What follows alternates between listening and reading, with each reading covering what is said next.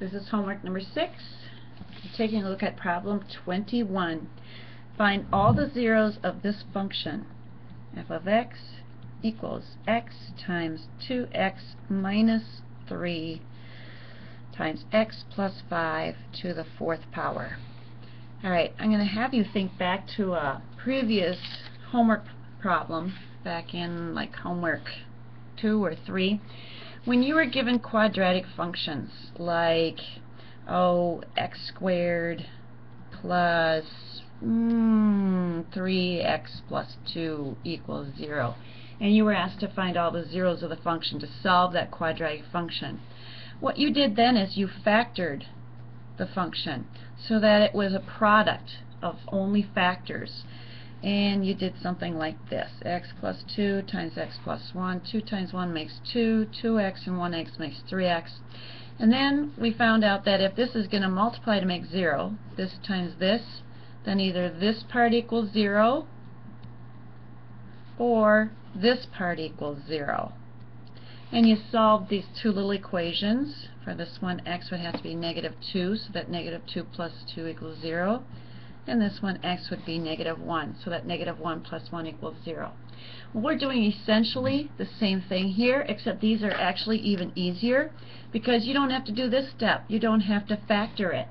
They're already factored for us.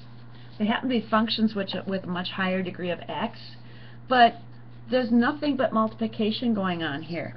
We have x times this amount, 2 times something minus 3, times this amount, x plus 5, times x plus 5, times x plus 5, times x plus 5.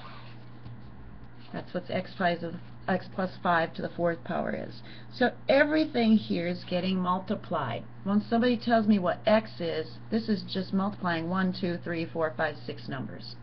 And we want to know when this is going to equal 0.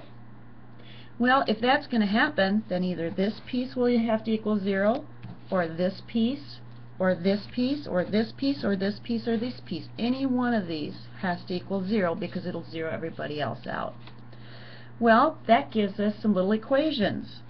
Either x equals 0, that piece, or 2x minus 3 equals 0, or x plus 5 equals 0, or x plus 5 equals 0, or x plus 5. Get the idea here?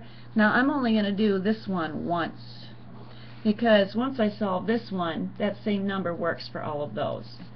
So back up here, I wouldn't even had to write this out 4 times. I would have realized that, hey, once I find what makes just this binomial 0, doesn't matter how many times it's multiplied by itself, it's still going to make 0. So what I end up with is 3 little equations to solve. This one's done. Nothing to do here. But this one, I do need to solve this. This is why you absolutely have to write these down. The answer is not 3.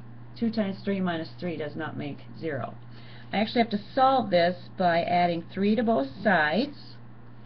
And I get 2x equals 3, right? Divide both sides by 2, and I get x equals 3/2, or 1 1/2. I can just leave it 3/2. Okay? There's a second solution.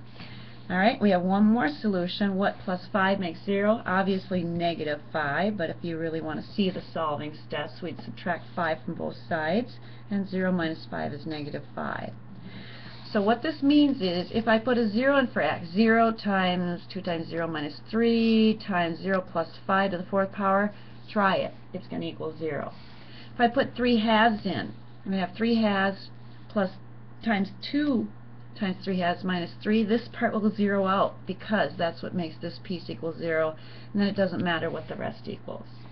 And if I put a -5 in, once I get to here, that -5 will make this one 0, times by the other 2, I've got 0.